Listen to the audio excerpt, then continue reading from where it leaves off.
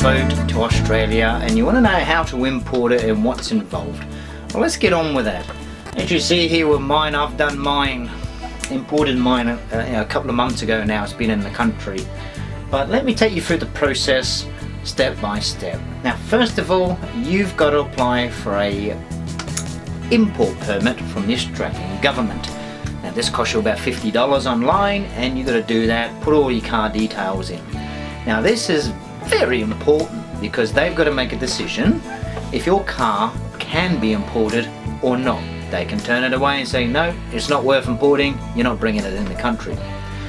Now, if you kind of leave it to the last minute, put the car in a shipping container and send it across the ocean and then apply for this permit, you may be in a world of pain when it gets to Australia, because what they will do is, if it doesn't have that permit submitted to the customs before it arrives, they can actually send it back at your expense, or they can destroy it.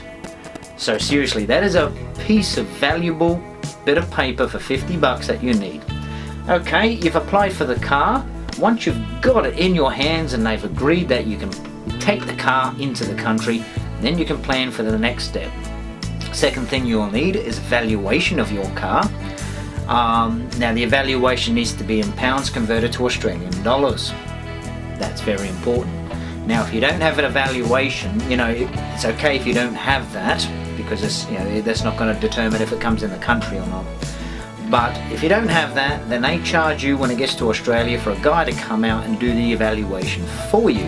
Now, that's normally $500-600 extra on top of your fees that this guy has to evaluate your car. So do that in England before you do it, because you need all this paperwork to send to the customs officer before your car arrives in Australia. Okay, so that's the main two things that you need before shipping. Now, third thing, your shipping company. Now, you can either do it by RoRo, which is roll on roll off, which is the cheapest option. I was quoted £690 to do that total.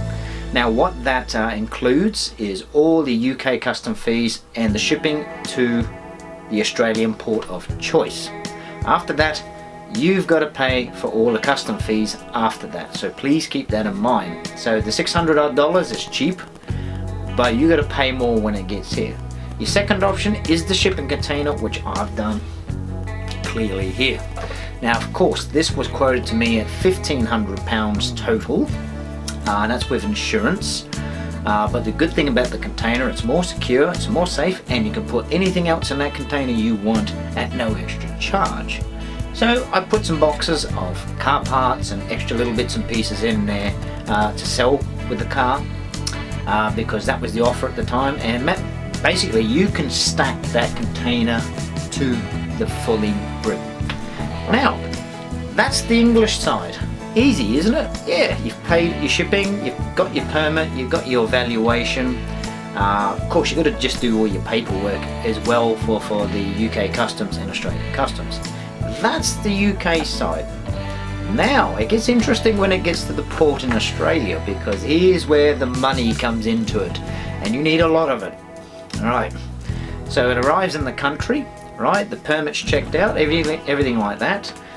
Basically, you don't want to delay anything. So again, if you don't have that permit, your car could be sitting on the port for 2 months, but they'll be charging you every day that car is sitting there. So get that permit. Now, the custom fees is a minefield, because you don't know the exact figure until it goes through customs. So it's very hard to budget for this, and I found it very, very difficult. They do give you a guideline on what things may cost you. Okay, it is a guideline. Now, the one thing that determines the price of your custom fees is the value of your car.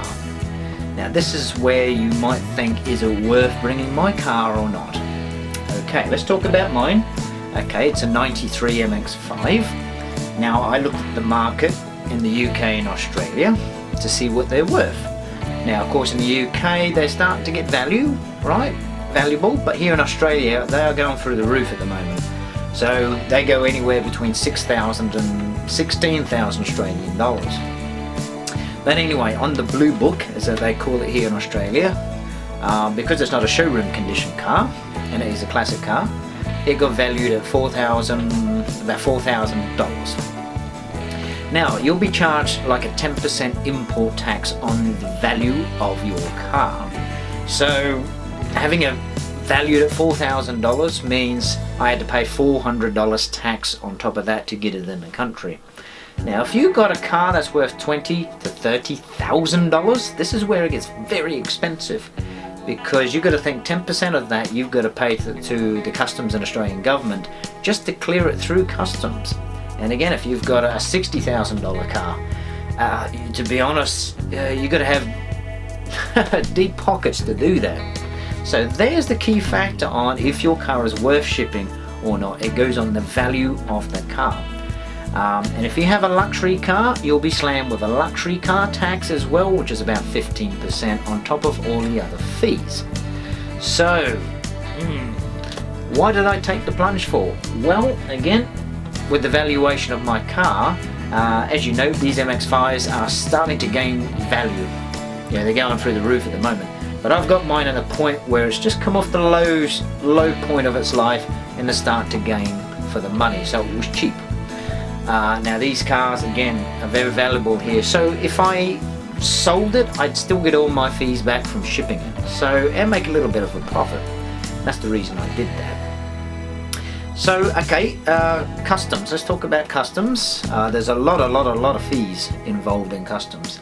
Now, it is told that you need to wash your car, clean it of spick and span, not a drop of mud anywhere on the car.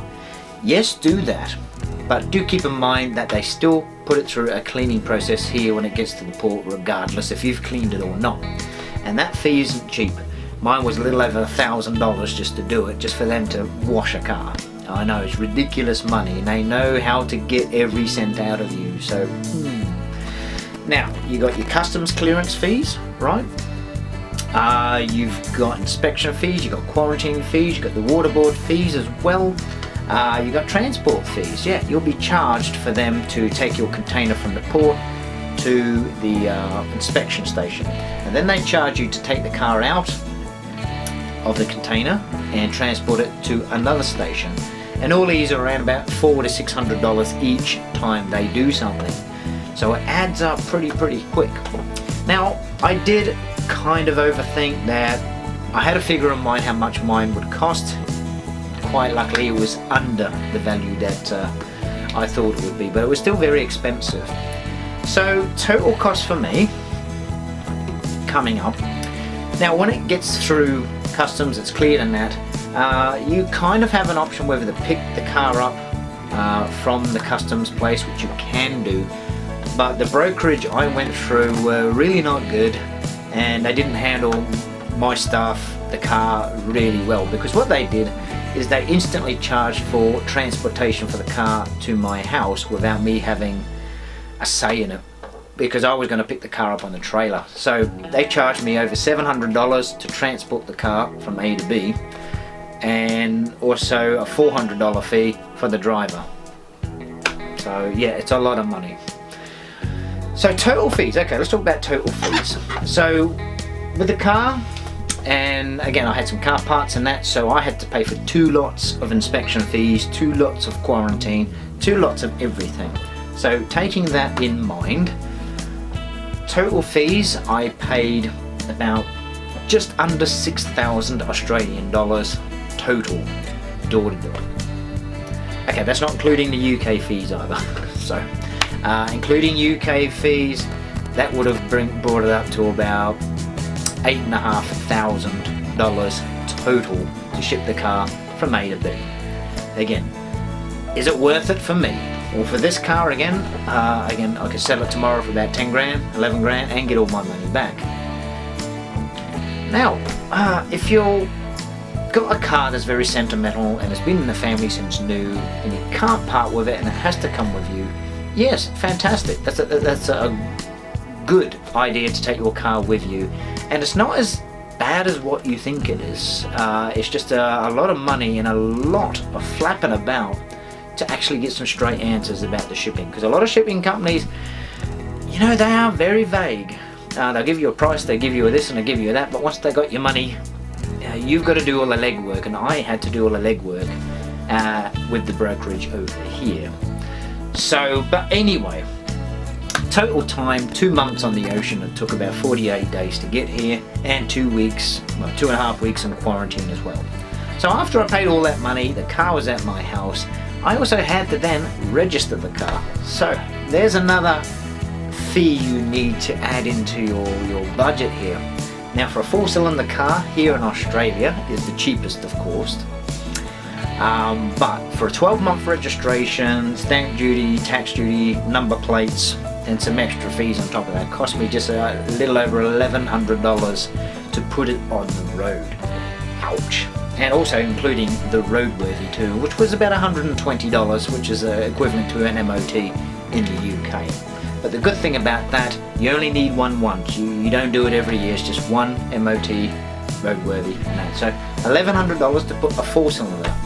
So if you had a 6-cylinder, you'd probably be looking at about $1,500 total, or a V8, way over $2,000 to register the car. So keep that in mind as well, that you got to put it on the road and have it inspected. All said and done, you know, I think with some extra bits of fees here and there, from A to B, from every step, putting it on the road, again, was around about just under 10,000 Australian dollars total. Wow, that's a lot of money, and most of that is just going on fees. But anyway, it was worth it for me, and again, depends on what your situation is. It's not difficult, it's a lot of stress. To be honest, it took a lot of stress out of me, but it was exciting at the time because I've never done something this massive before, and it was part of a business plan as well to test the waters to see how cheap and how easy it is to ship a car to Australia. But anyway, if you do have any extra questions on that, leave me a message or two, because there is so much involved in this. I might have missed out some bits and pieces, but that's just it in a nutshell. And I hope this has helped your decision out whether to bring your car over here or not. Yeah, but if you got a new car, I wouldn't ship it over here. It'd be too expensive, because you pay more for it in fees than you would for another one over here, because we live in a world today where the same car is bought anywhere in the world. So new car, that's what I would do. But anyway, thanks for watching, and we'll catch you on the next video.